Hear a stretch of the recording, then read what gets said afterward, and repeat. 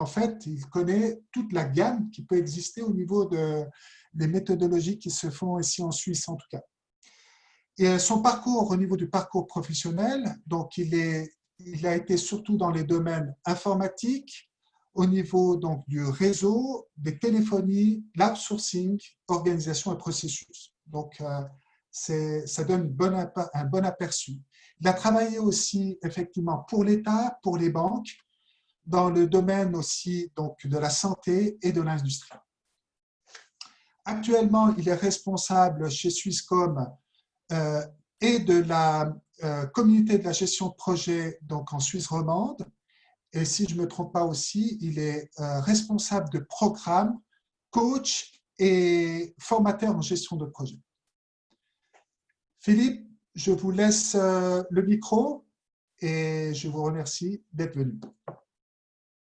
Merci Dany. Alors en préambule, pour répondre à 2 ou 3 commentaires, le pourquoi du t-shirt, c'est pas pour faire de la publicité à mon compatriote fribourgeois Alain Berset, mais je trouve que la maxime agir aussi vite que possible, mais aussi lentement que nécessaire, s'applique parfaitement à un projet d'IT outsourcing.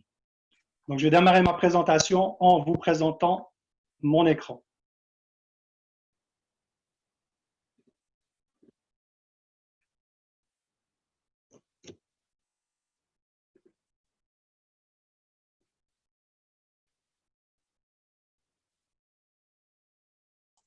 On vous voit. Est-ce que vous voyez mon écran? Oui. Parfait. Donc, j'ai eu l'opportunité en tant que chef de projet chez Swisscom de participer à différents projets de IT outsourcing, que ce soit lors de leur implémentation ou lors de réponses à des demandes d'appel d'offres. J'ai également pu partager certaines réflexions avec quelques-uns de mes collègues. Je sais qu'il y en a certains d'ailleurs qui participent à cette soirée débat. Je les en remercie et je compte sur eux pour apporter lors de la partie questions-réponses leur propre expérience. Donc, cette présentation, c'est le résultat de ces quelques réflexions. Lorsqu'on parle de IT outsourcing, on touche à différents domaines et à différentes dimensions. J'ai choisi, et c'est vraiment un parti pris pour cette présentation, de me concentrer sur l'aspect maturité. Maturité du client à mettre en place un outsourcing, mais maturité aussi du prestataire de mettre à disposition des produits et des services et des solutions qui vont dans ce sens. Il est bien clair que toutes les autres dimensions doivent également être prises en compte, que ce soit la flexibilité, les coûts, la compétitivité. Vous voyez un certain nombre de ces exemples sur le slide. Mais l'expérience m'a démontré que cette dimension de maturité était très impactante dans la mise en place d'une solution de IT outsourcing. Et ma présentation présentera toujours les 2 points de vue, c'est-à-dire le point de vue du client et le point de vue du prestataire de la solution. Et je vais vous donner un certain nombre d'exemples concrets lors de chacune de ces situations. Donc, Dany a déjà dit une première définition de la partie IT outsourcing, les enjeux et les exemples, quelles sont les leçons qu'on a bien pu apprendre durant ces différents projets. Il y aura une brève conclusion et après, je serai prêt, dans la mesure du possible, de répondre à vos questions. Donc, au niveau des définitions, il y a des définitions académiques. Tu en as parlé tout à l'heure, Dany. Donc, l'IT outsourcing, c'est la sous-traitance par une entreprise de certains travaux liés à l'informatique à d'autres sociétés. C'est utilisé en référence au business process outsourcing, qui lui est l'externalisation des processus métiers. Alors ça, c'est la définition académique. Et puis moi, j'en ai ressorti une définition que j'ai appelée pragmatique. Donc, lorsque j'ai les premières discussions avec mes futurs clients, je leur demande souvent quelle est la définition pour vous de l'outsourcing. Et je reçois des réponses très différentes. Pour certains, c'est vraiment, je veux me concentrer sur mon core business, je veux faire appel à un professionnel qui va gérer mon IT. Et ceci m'amène déjà à 2 remarques. La plupart des clients n'ont pas vraiment conscience de ce que signifie l'IT dans leur entreprise. L'IT, ce n'est pas seulement des serveurs et des PC, ça englobe beaucoup plus d'éléments. On verra ceci en détail dans les slides suivants. Et ça revient aussi à dire que outsourcer son IT, ça veut dire perdre un peu de son autonomie, perdre de sa liberté de choix. Pour d'autres, seule la dimension des coûts est importante. Je veux réduire mes coûts informatiques, point. C'est pour ça que je fais de l'outsourcing. Pour d'autres encore, la dimension de la sécurité prime. Je suis bien d'accord d'outsourcer mon IT, mais je veux garder un certain contrôle sur certains éléments. Et du côté du prestataire, le but, c'est de mettre à disposition de son client des services IT managés, standardisés, mutualisés, afin de pouvoir bénéficier d'un effet d'échelle. Donc voilà ce que j'entends sous définition pragmatique d'un IT outsourcing. On va passer maintenant à quelques-uns des enjeux de ces IT outsourcing. Donc, un des enjeux réside dans un premier temps dans la connaissance que le client a de son environnement. Et ceci à 3 niveaux. Tout d'abord organisationnel, est-ce que le client connaît bien son organisation, ses processus, ses procédures, ses mécanismes de validation, ses mécanismes de décision? Dans le cadre d'un des projets que j'ai managé pour un grand groupe hospitalier, il y avait en fin de compte 3 pouvoirs décisionnels. Il y avait le niveau central, le groupe hospitalier en tant que tel, qui voulait standardiser, qui voulait diminuer ses coûts.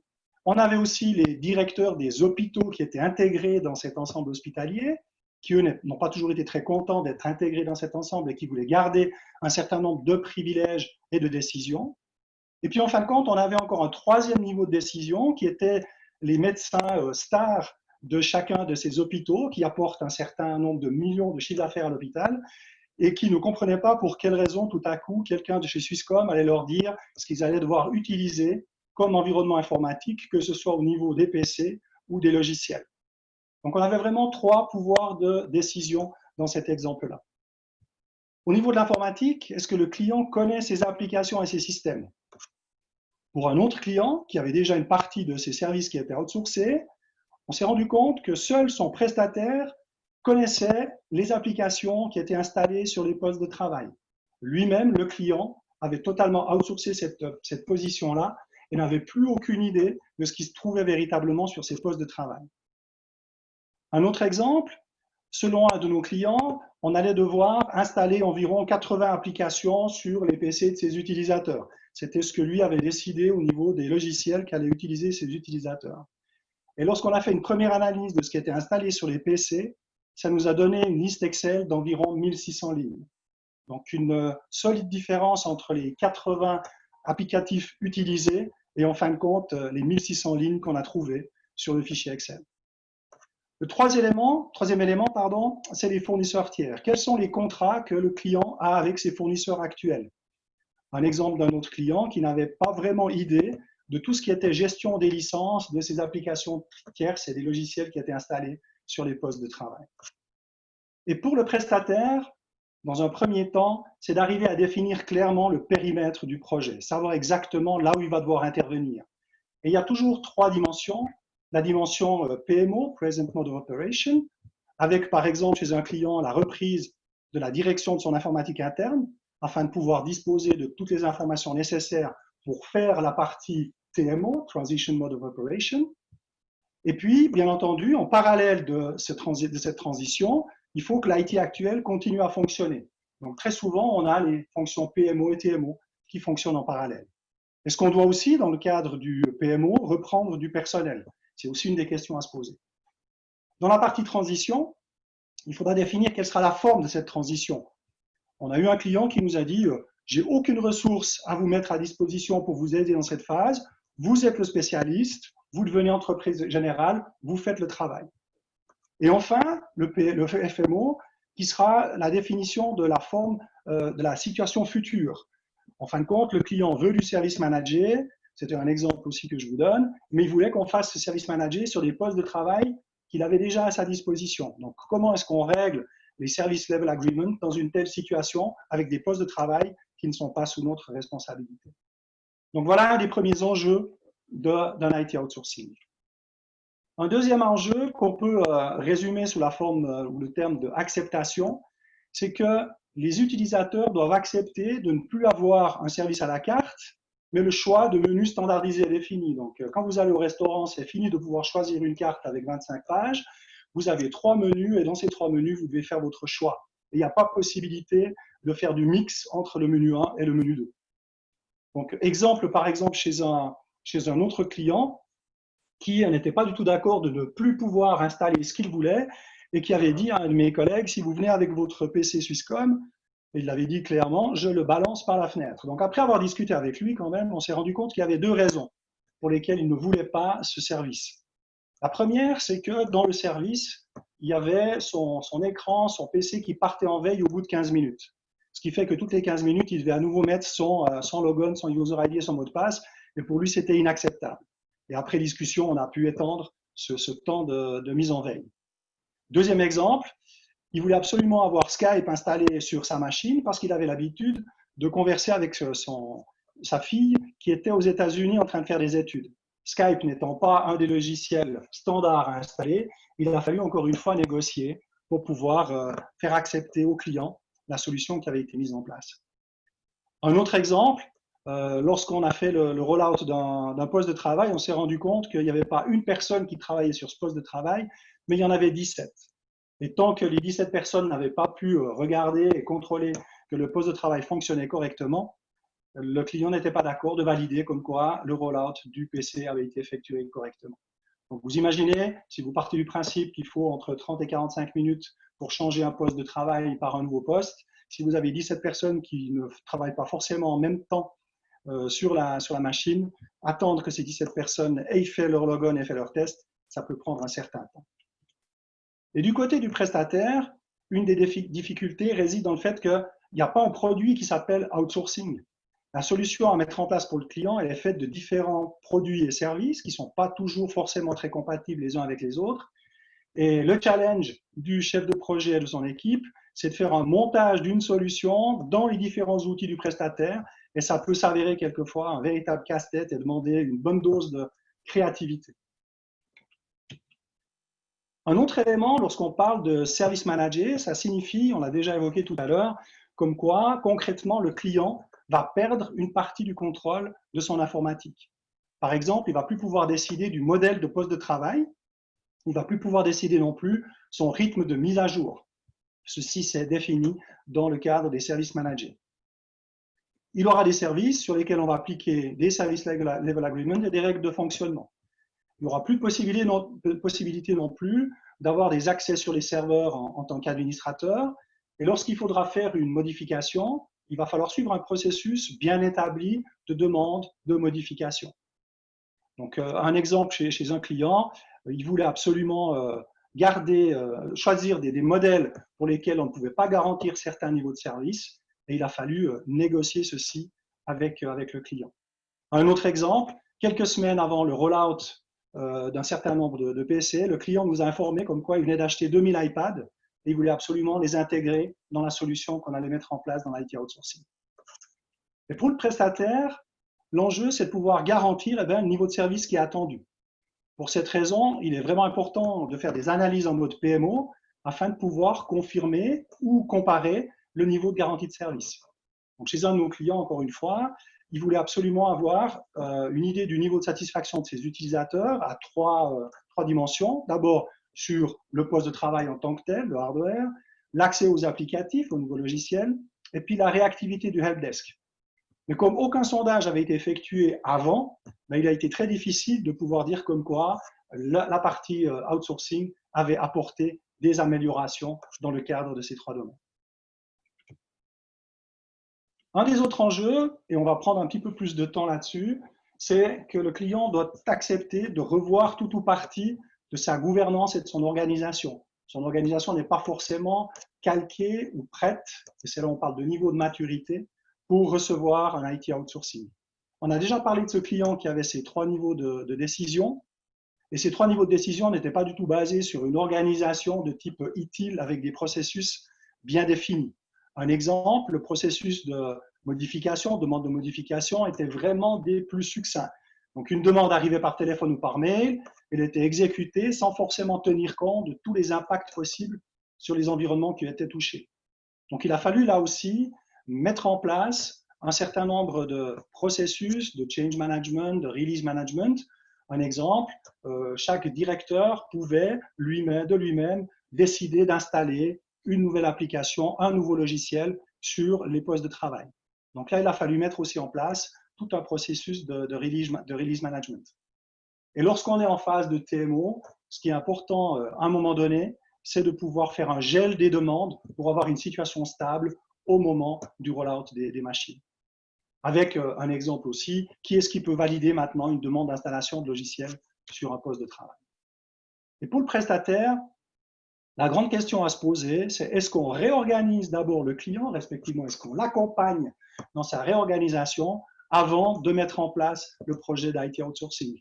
Et en tout cas, tous les exemples que j'ai pu avoir jusqu'à présent font en sorte qu'on fait les deux choses en parallèle, ce qui complexifie aussi largement la mise en place du projet. Un enjeu qui est bien entendu dans tous les projets, mais qui est encore plus vrai pour la partie outsourcing, c'est toute la partie communication. Si je reprends mon exemple, les 3 instances de décision, puis en fin de compte, on avait quand même des utilisateurs qui allaient devoir accepter cette solution. Donc, toute la communication utilisateur est passée par le projet pour validation. En fin de compte, vous avez tous certainement vécu ou subi un changement de poste de travail dans vos entreprises respectives. Mais qu'est-ce qui vous intéressait, vous, en tant qu'utilisateur? C'était de savoir, à un moment donné, quand est-ce que je vais recevoir ma nouvelle machine, combien de temps je vais être dérangé, est-ce qu'il faut que je fasse quelque chose avant et est-ce qu'il faut que je fasse quelque chose après? Donc, il fallait informer les utilisateurs au niveau de leur poste de travail, au niveau des applicatifs utilisés et au niveau des nouveaux processus qui allaient être mis en vigueur avec cette nouvelle partie d'IT outsourcing. Comme certains d'entre vous le savent déjà aussi, je donne des cours, le module Change Management pour les candidats au brevet de spécialiste en organisation d'entreprise. Je peux vous assurer que tout ce que j'ai pratiquement vu recouvre tous les exemples ou les éléments théoriques que je peux donner dans le cadre de la formation. Et la résistance à tout ce changement, parce qu'il faut accompagner le client, elle est encore plus forte si tout à coup vous remplacez par votre outsourcing un IT qui était en interne. Une autre des leçons apprises, c'est que le client, très souvent, sous-estime sa capacité à pouvoir démarrer un projet d'outsourcing. On l'a déjà évoqué tout à l'heure par rapport à la maturité. Il pense que son informatique pourra être prise un à un par le prestataire. Et ça, c'est quelque chose qu'en tant que chef de projet, équipe de projet, on adore quand on vient nous dire mais il n'y aura aucun souci, on reprend un à un ce que fait le client aujourd'hui, mais simplement à la sauce Swisscom. Donc, ce que nous dit le client, c'est vous reprenez la gestion de mes serveurs, la gestion de mes postes de travail, vous me faites le helpdesk comme avant, mais le tout doit coûter 40% moins cher qu'aujourd'hui. Et c'est aussi vrai pour le prestataire qui sous-estime sa capacité à pouvoir démarrer un tel projet chez un client. Parce que lors de toutes les discussions d'avant-vente, et on sait que très souvent le diable se cache dans les détails, on ne fait pas forcément une analyse approfondie de la situation du client. On ne sait pas forcément qui utilise quoi, qui décide quoi et qui paye quoi. Donc là, on a aussi des outils qui s'appellent Personas, par exemple, qui permettent d'aller accompagner, de se mettre à côté de certains utilisateurs références, de voir comment est-ce qu'ils travaillent, comment est-ce qu'ils utilisent leur poste de travail, comment est-ce qu'ils utilisent les applications à disposition et quels sont les processus qui sont utilisés chez le client. Et ceci nous permet après de gagner un temps important lorsqu'on met en place le projet d'IT outsourcing. On a constaté aussi chez certains clients qui sous-estimaient l'impact de l'IT sur leurs procédures et leurs processus internes. Pour eux, l'IT, c'est des serveurs, c'est des PC, mais en fin de compte, on voit que beaucoup de processus font appel à l'IT. Un processus RH pour attribuer des droits sur des applications, la définition du poste de travail par rapport à des profils, et très souvent, ça exigeait que le client revoie aussi ses procédures et ses processus internes, vu que l'IT allait changer. Et ça vaut aussi pour le prestataire qui très souvent sous-estime les processus de ses clients et l'implication de l'IT dans les processus qui sont actuellement en cours chez le client. Donc une demande, en fin de compte, une sous-estimation qui est aussi bien chez le client que chez le prestataire. On l'a déjà évoqué tout à l'heure, cette sous-estimation, en fin de compte, d'accepter le changement que va induire un projet d'IT outsourcing. Et la notion d'accompagnement au changement devient un des facteurs de différenciation pour un prestataire. Quelquefois, on n'a pas trop d'idée du niveau de connaissance informatique des utilisateurs. Lorsqu'il va falloir passer à un nouveau système d'exploitation, lorsqu'il faut passer à un nouvel Office, lorsqu'il faut passer, par exemple, de la téléphonie traditionnelle à du Skype, à du Teams ou à tout autre outil permettant de la communication unifiée. Un exemple aussi chez un des clients, on avait informé chacun des utilisateurs qu'avant le rollout et le changement de son PC, il fallait qu'il fasse une copie de tous ces fichiers qu'il avait en fin de compte directement sur son disque C. Mais les fichiers qui étaient les fichiers personnels, les fichiers professionnels de style Word, Excel, PowerPoint, etc. Et on avait donné à chacun de ces utilisateurs une clé USB pour pouvoir faire cette copie. Et malgré le fait que la clé USB était relativement conséquente, on s'est rendu compte qu'un certain nombre d'utilisateurs avaient simplement fait une copie du C et puis nous avaient dit comme quoi la clé USB n'avait pas une capacité suffisante pour pouvoir le faire. Donc bien connaître le niveau de connaissance informatique des utilisateurs. Et sans faire de publicité pour Swisscom, lorsqu'on a eu, nous, ce changement, on est passé de la téléphonie traditionnelle à Skype, ou lorsque maintenant on est passé sur Teams, ce sont facilement les apprentis qu'on appelle les floor walkers qui viennent nous expliquer comment on va devoir travailler avec les nouvelles fonctionnalités et les nouveaux outils. Et c'est un service qu'on met aussi à disposition de nos clients. J'ai aussi eu une non-acceptation en fin de compte de la solution par une utilisatrice chez un client qui pourtant, avec laquelle pourtant j'avais de bons contacts. Elle était même ambassadrice, on reviendra tout à l'heure sur ce thème d'ambassadeur. Elle était ambassadrice au sein de sa société pour faire la publicité pour le projet. Et à un moment donné, elle m'a dit, écoute, ça ne va plus du tout, moi je ne peux pas continuer à être ambassadrice parce que ton projet, ça ne va pas fonctionner comme ça. Et après discussion avec elle, je me suis rendu compte, c'était un passage justement de la téléphonie traditionnelle sur Skype, je me suis rendu compte qu'elle avait un problème à une oreille et que travailler toute la journée avec des écouteurs, avec un headset, c'était tout simplement pas acceptable. Donc, on a pu trouver une solution pour elle. Et lorsqu'on parle justement d'acceptation, un des éléments clés, c'est d'avoir des ambassadeurs chez le client. Donc, il faut les choisir dans toutes les couches hiérarchiques du client, dans tous les domaines aussi d'activité du client. Il va falloir leur donner des infos en primeur, il faut les intégrer dans le processus de décision. Et dans cette même société, qui était une société assez patriarcale, le directeur avait pour habitude de décider et les autres validaient, il a fallu à un moment donné faire un choix des écouteurs, des headsets que les utilisateurs allaient pouvoir avoir. Donc, petite anecdote, lorsque j'ai dit au directeur que je voulais proposer 5 à 6 choix de headset, il m'a dit non, on n'en prend que 2, parce que si on leur offre 5 ou 6 choix, ils vont de toute façon prendre le choix du plus cher. Et j'ai fait un pari avec lui, je lui ai dit que si 10% de ses collaborateurs prenaient le headset le plus cher, je lui payais un bon repas, mais que si 60% de ses utilisateurs choisissaient le headset le moins cher, c'est lui qui me payait un bon repas. Donc on est allé manger, j'ai bien mangé et je n'ai pas sorti mon porte-monnaie. En fin de compte, les utilisateurs sont très pragmatiques et veulent avoir quelque chose qui fonctionne et la plupart ont choisi un headset tout à fait standard avec un fil pour ne pas avoir besoin de le recharger, pour ne pas être tout à coup en panne de charge avec un élément USB. Donc, ce qui m'amène à dire qu'un projet de IT outsourcing, avant d'être un projet technologique, c'est un projet humain. Il va falloir accompagner les utilisateurs dans la modification de leur mode de travail. On va toujours pouvoir trouver des solutions technologiques, mais si on n'a pas cet aspect humain, cet aspect acceptation de la solution, vous courez à la catastrophe avec votre projet d'IT outsourcing. Un des derniers éléments, c'est la partie sous-estimation de la durée d'un projet IT. Entre le PMO, le TMO, le FMO, un projet d'IT outsourcing, indépendamment du nombre de postes et de sites touchés, va durer un minimum de 9 mois. Vous avez des choses qui sont incompressibles lorsqu'il faut mettre en place toute la partie réseau, la partie serveur, la partie applicative, et puis, comme on a déjà évoqué, la partie gouvernance. Donc, il ne faut vraiment pas sous-estimer la durée d'un projet informatique, d'un projet d'IT outsourcing. Mais comme on verra tout à l'heure, c'est quelque chose qui doit se voir sur du long terme. Et pour le prestataire, chaque projet est différent. C'est impossible de faire un copier-coller d'un projet à un autre. On peut reprendre certains points, mais chaque cas est différent. Et bien entendu, lorsqu'on va chez un client, on entend facilement de sa part, écoutez, vous l'avez déjà fait chez XXX, je suis dans la même branche que lui, faites exactement la même chose pour moi et tout va bien fonctionner. Ce n'est malheureusement pas le cas, chaque projet est différent. C'est la raison pour laquelle un tel projet doit partir d'une volonté forte de collaborer sur du long terme. Ce n'est pas un projet one-shot.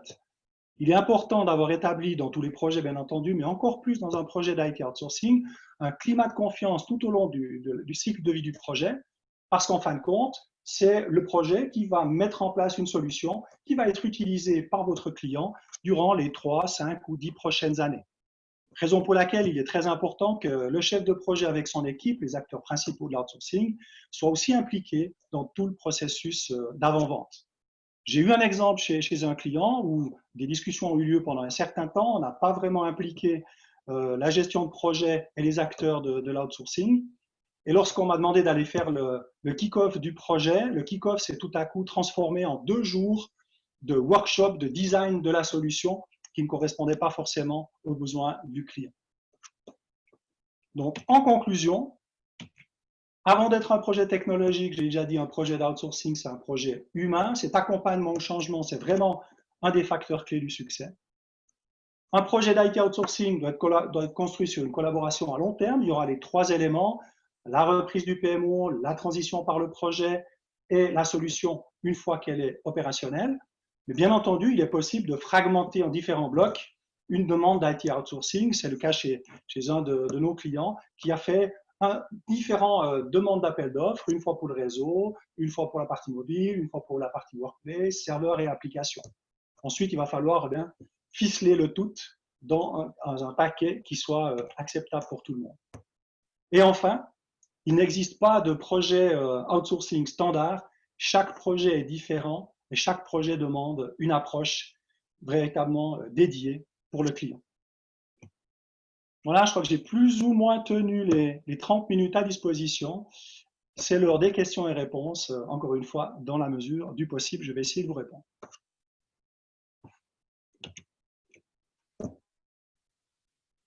Guy? Oui, alors, j'étais sur mute évidemment. Donc, on a 3 questions. Pour l'instant, je vais aller dans l'ordre chronologique. Laurent Claire qui demande l'introduction du cadre des services gérés semble suggérer une grande rigidité dans la mise à disposition des prestations. N'y a-t-il pas un chemin plus souple permettant de répondre aux besoins spécifiques des clients tout en préservant une gestion centralisée et efficace? Alors, je pense qu'il faut partir justement à essayer d'oublier un peu cette histoire de produits et de services et de partir sur une solution, bien connaître les besoins du client et ensuite essayer d'appliquer des produits et des services. Malheureusement, c'est comme je le disais, il n'y a pas un produit ou un service outsourcing qui existe, en tout cas chez nous à Swisscom, et facilement on répond aux besoins du client par des produits et des services. Mais c'est clair que la solution la plus optimale, ce serait d'avoir une bonne discussion avec les clients, de voir l'entier de ses requirements, de ses exigences et de sa problématique pour pouvoir y répondre. D'accord. Alors, Thierry Labrier qui demande quelles sont les grandes étapes de la gestion de changement que M. Gouma a expérimenté dans ses différents projets d'ITO. Alors, c'est véritablement les étapes qu'on peut rencontrer dans chacun des projets lorsqu'il y a d'abord de la résistance, après un peu de déni, un peu de révolte, ensuite sensibilisation, acceptation. Je suis vraiment passé par toutes les courbes d'acceptation au changement telles qu'on peut les connaître dans la théorie de management du changement. Il y a aussi certaines fois où ça passe relativement bien. Ça dépend aussi énormément de l'implication du management dans le processus de changement. Plus le management à un niveau élevé accompagne le projet, plus le projet sera accepté d'une manière optimale. Voilà ce que je peux un petit peu donner. Mais pour répondre à ta question, Thierry, c'est vraiment la gamme complète des réactions de management de changement que j'ai pu constater dans les différents projets que j'ai managés. Ok, et puis Serge Sagbo qui dit vous est-il arrivé de finir un projet à perte? Quels conseils donneriez-vous pour éviter cela? Alors, il faut voir si on parle du projet en tant que tel ou du projet avec un TCV complet qui englobe ensuite les 3 ans, les 5 ans ou les 10 ans de contrat avec le même client. Alors, il arrive, oui, que les projets soient plutôt un investissement plutôt que quelque chose qui va rapporter beaucoup d'argent. Avec le corollaire que les 3 ans, les 5 ans ou les 10 ans de maintenance, de service managé, vont nous permettre de gagner de l'argent. Mais il arrive, oui, que le projet soit plutôt un investissement et soit fait à perte. Ok. Et Julien Cloître qui demande, est-il utile d'intégrer les équipes opérationnelles dans le projet? Alors c'est primordial parce qu'à un moment donné, le projet va se terminer et puis le projet va durer 9 mois, 12 mois, 18 mois, mais le contrat avec le client va durer 3 ans, 5 ans ou 10 ans. Donc il est primordial d'avoir les équipes opérationnelles directement dans le projet pour pouvoir faciliter la transition du projet à la partie opérationnelle. Raison pour laquelle on a cette transition qui s'appelle, enfin cette partie du projet qui s'appelle FMO, Future Mode of Operation, qui est intégrée en partie complète dans le projet. En attendant peut-être d'autres questions, moi j'ai une question. Tout à l'heure, vous avez dit qu'en général, outsourcing, c'est pour réduire les coûts. Selon votre expérience, quel est le pourcentage en fait de réduction des coûts que IT a amené dans les différentes entreprises? Est-ce qu'il y a vraiment une réduction de coûts ou c'est plutôt le côté sécuritaire, le côté justement où ils s'occupent de leur core business qui était un des éléments les plus importants? Alors, en tout cas, dans les projets, je ne peux pas parler de tous les projets en général, bien entendu, mais dans les projets que j'ai eu l'opportunité de manager, c'était quand même très facilement ou très souvent la partie financière qui drivait le projet. Si le projet a démarré, c'est parce que le client voulait réduire ses coûts. C'était véritablement la volonté première. Maintenant, la fourchette, le pourcentage de réduction, il est très différent d'un client à un autre. Donc, c'est très difficile de te donner une réponse. Mais je suppose qu'en fait, puisque vous êtes, les clients, ils restent durant des années, donc quelque part, ils ont quand même un retour d'investissement. Sinon, Alors, ils changeraient peut-être de… Donc le retour, il est là. Maintenant, te dire que c'est du 10, du 15 ou du 20% par rapport à leur informatique précédente, on n'a pas toujours aussi les données à disposition pour pouvoir faire de la comparaison. Le client nous dit rarement, mon informatique me coûte aujourd'hui 5 millions, j'aimerais qu'elle me coûte 3. Ce serait trop facile de négocier dans ce cas-là. Ouais. Ok, alors encore, ouais, il y a plusieurs questions qui sont arrivées en même temps. Sur quelle durée attend un retour sur investissement d'un projet d'IT outsourcing? En principe, c'est déjà rentable à partir de la 2e année.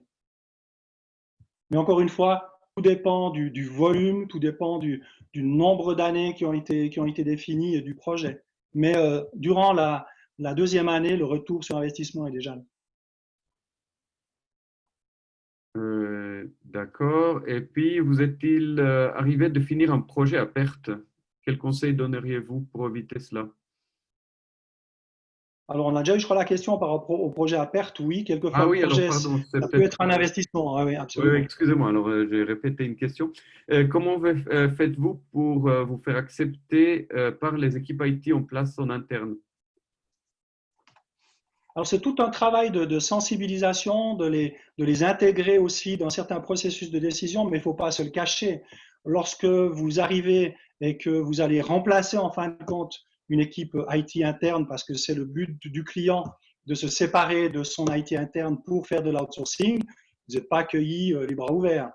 Maintenant, il nous est arrivé régulièrement aussi de reprendre un certain nombre de personnes de l'IT interne de certains clients parce qu'on avait des opportunités de contrats de travail chez nous. Donc, c'est très différencié au niveau des réactions.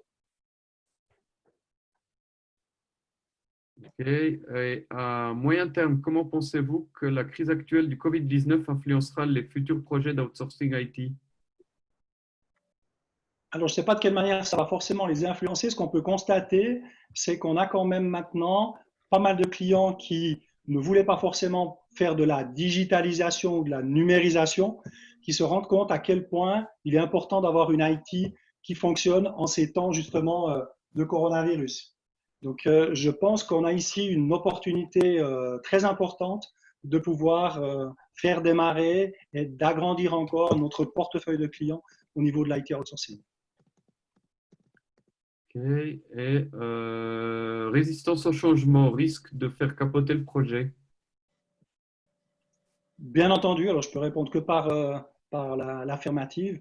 La résistance au changement, c'est un des facteurs clés. L'accompagnement au changement, c'est un des facteurs clés.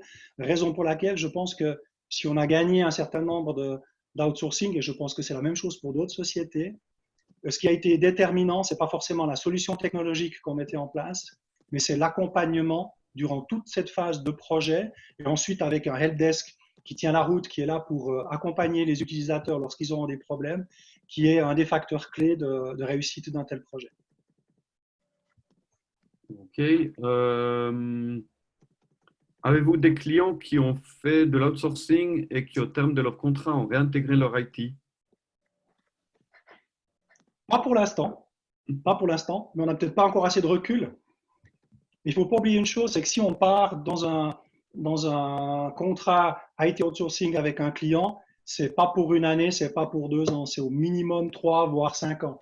Autrement, encore une fois, l'investissement n'est pas rentable pour le client et sortir d'un tel contrat lui coûterait aussi très très cher. Donc, pour l'instant, non, je n'ai pas d'exemple à donner. Ok. Quel est l'avantage principal pour le client? Les coûts sont-ils finalement réduits ou est-ce que la qualité qui s'améliore?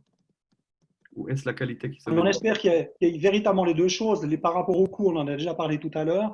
Par rapport à la qualité, le fait d'avoir, je redonne un exemple, on avait dans ce groupe hospitalier une vingtaine de logiciels d'appareils de dictée, avec chaque fois tout ce que ça veut dire au niveau de maintenance, mise à jour. Lorsque la personne téléphonait au helpdesk, il fallait d'abord savoir sur quel appareil elle travaillait, etc., etc. Donc là, on a pu diminuer aussi d'une manière drastique le nombre de logiciels, le nombre de hardware qui était utilisé, et c'était véritablement au profit de la qualité qui était apportée, parce qu'on pouvait apporter un bien meilleur support lorsque le portefeuille, en fin de compte, le catalogue de prestations devient réduit. Ok. Nous avons peu entendu parler de l'importance du sponsor du projet. Qu'en pensez-vous? En sachant que parfois, le sponsor est présent au début du projet et laisse ensuite gérer celui-ci par ses équipes. Alors, si on part du sponsor, je vais dire chez le client, il est primordial qu'il s'investisse énormément. Comme je disais tout à l'heure, l'acceptation, elle va être beaucoup plus facile si le management, le top management et le sponsor montrent l'exemple. Je vais vous donner un exemple.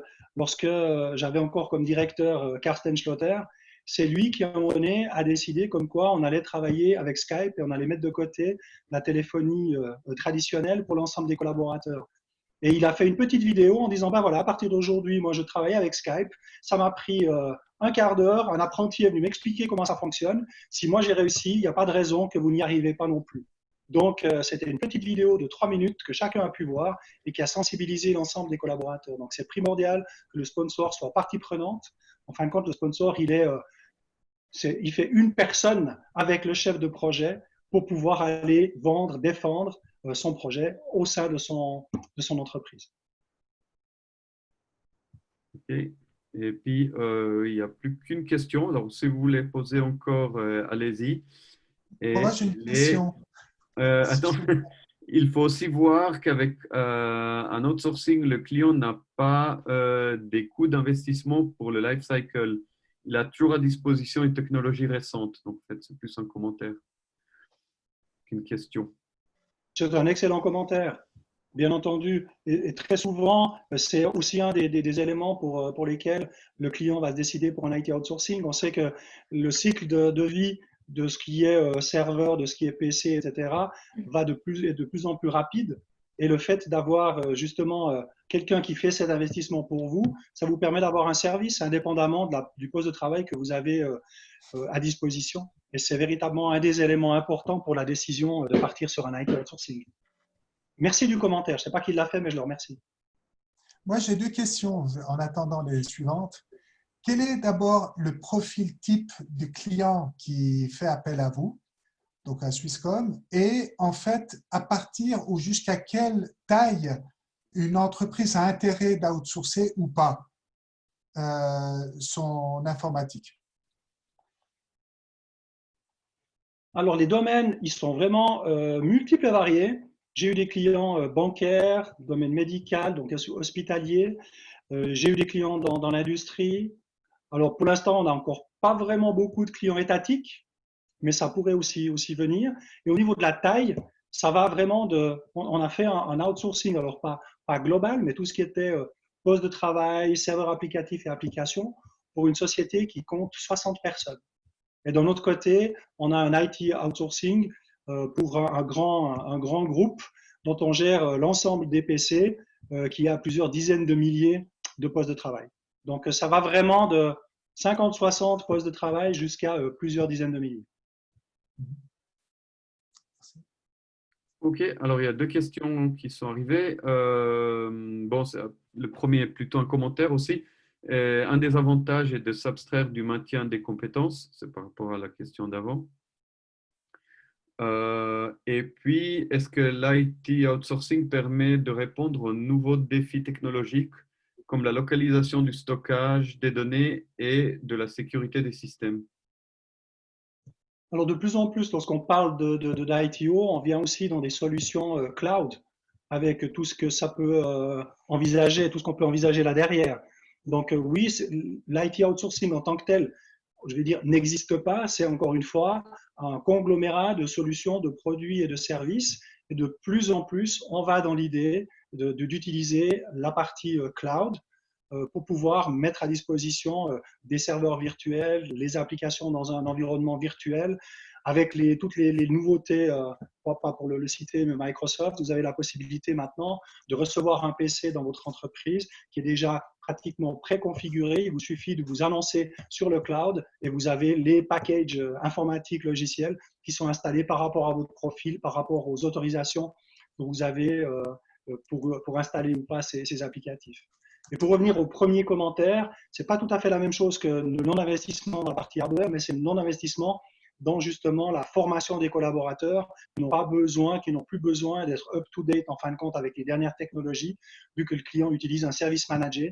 Et c'est le prestataire qui doit faire en sorte d'être à jour avec ses collaborateurs et leurs compétences au niveau formation.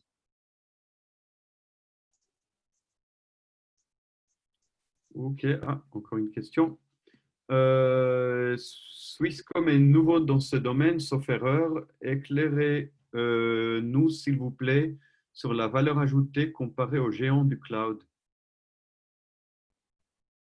Alors, uniquement par rapport à la partie cloud ou par rapport à la partie IT outsourcing? Par rapport à la partie IT outsourcing, on fait déjà de l'IT outsourcing depuis un certain nombre d'années. Le client dont je vous parlais, qui a plusieurs dizaines de milliers de postes qui sont maintenant managés chez nous, ça fait plus d'une dizaine d'années qu'on fait en fin de compte ce travail pour le client. Au niveau du cloud, c'est vrai on est nouveau si on veut, mais on a des partenariats avec pratiquement tous les grands acteurs du cloud. Donc, on a notre cloud personnel, mais on a aussi du cloud d'Amazon, on a aussi du cloud de Microsoft et on a du partenariat en ayant simplement entre guillemets, ce Swissness qui fait en fin de compte que les données sont stockées en Suisse et non pas forcément à l'étranger, suivant les demandes des utilisateurs. Et on a pratiquement aussi dans le domaine bancaire des solutions qui sont aussi orientées cloud, pourtant dans le domaine bancaire. Donc, on va de plus en plus vers ces solutions-là. Ok, et puis, autre question. Moi, j'ai travaillé 10 ans avec les Indiens. Avez-vous un comparatif avec eux? Comparatif à quel niveau? Ça, c'est… Si c'est au niveau prix, je pense qu'on ne va pas être forcément très compétitif. Si c'est au niveau solution, je ne peux pas véritablement donner de réponse parce que je n'ai pas d'éléments de comparaison. Et puis, y a-t-il des implications légales ou autres si l'entreprise a des filiales à l'étranger? Oui, alors c'est à prendre en considération, particulièrement dans le domaine bancaire. On a la FINMA en Suisse, mais il y a aussi d'autres organismes dans les pays étrangers. Et lorsqu'une banque suisse a, par exemple, des filiales à l'étranger, c'est un élément à prendre en compte dans cette partie d'IT outsourcing. C'est très souvent au niveau données et accès aux données. Pas forcément à la place de travail en tant que telle, mais au niveau données et accès aux données. Absolument. Ok, et J'ai une puis, question. Mais du coup, ça me fait penser à une question qui est du point de vue de l'ergonomie, parce que si on parle de poste de travail, il y a l'ergonomie et justement les lois sur l'ergonomie ou les standards risquent de varier. Donc, il n'y a pas que les données qui sont importantes à prendre en compte dans un contexte international. Qu'est-ce que tu entends par ergonomie? Excuse-moi, Gilles, je ne vois pas trop ce que L'ergonomie de tu la veux dire. place de travail. Par exemple, tu as parlé des casques, mais il y a aussi il y a des différents pays ont différents standards par rapport à la hauteur de l'écran, la distance, la position par rapport à la chaise, par rapport à la personne, etc. Je sais pas si Tout tu à fait. as… Donc ça, c'est à prendre en compte lorsqu'on fait cette analyse personnelle, lorsqu'on va se mettre à côté d'un utilisateur pour voir comment est-ce qu'il utilise sa place de travail. Et puis, s'il y a des réglementations dans différents pays par rapport à cette ergonomie-là, enfin des types d'ergonomie, on va bien entendu essayer de les prendre en compte. Après, c'est à voir encore une fois si notre catalogue de produits et de services permet de mettre à disposition les produits et les services qui sont demandés par rapport, par exemple, à ces fonctions d'ergonomie. Mhm. OK. Encore une question qui est arrivée. Comment accompagnez-vous les clients dans la préparation des phases de réversibilité, changement de prestataire ou re-insourcing? Quels sont les points d'attention à anticiper dès le début de l'outsourcing? Alors, j'essaie de comprendre la question parce qu'on parle de re-insourcing, c'est-à-dire Donc, de quelle manière on va pouvoir… en fait, d'anticiper que le client va vouloir peut-être revenir comme avant euh, au début. Donc, c'est en lui démontrant, en fin de compte, le juste choix qu'il a fait de faire un IT outsourcing, d'avoir un service de qualité. Et là, il faut bien entendu mettre l'accent sur certains éléments. Un élément clé, c'est un helpdesk qu'on a mis pour certains clients, un helpdesk dédié. Donc, les gens qui vont répondre au helpdesk connaissent le client, savent exactement dans quel domaine le client va travailler, ils sont à même à lui répondre dans différentes langues. Et le client sait qu'il va tomber pratiquement toujours sur les mêmes personnes du helpdesk, parce que c'est des personnes qui sont dédiées.